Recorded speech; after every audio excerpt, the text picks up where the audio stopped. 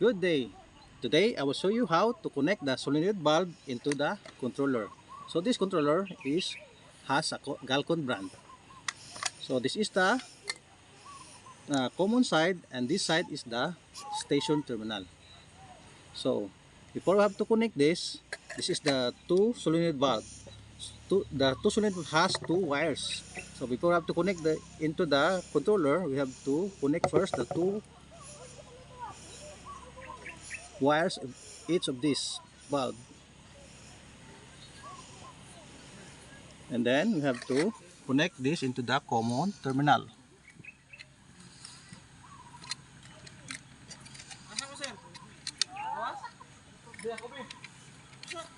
Then tighten it with flat screw.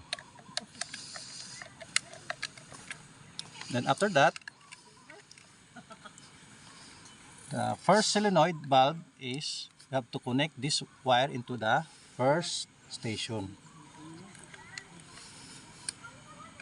Then we have to tighten it. Then the second solenoid valve is this wire is we have to connect in the second station.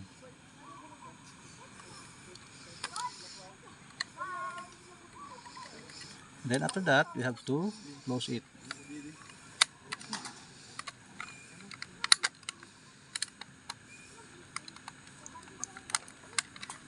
So that's it. Thank you.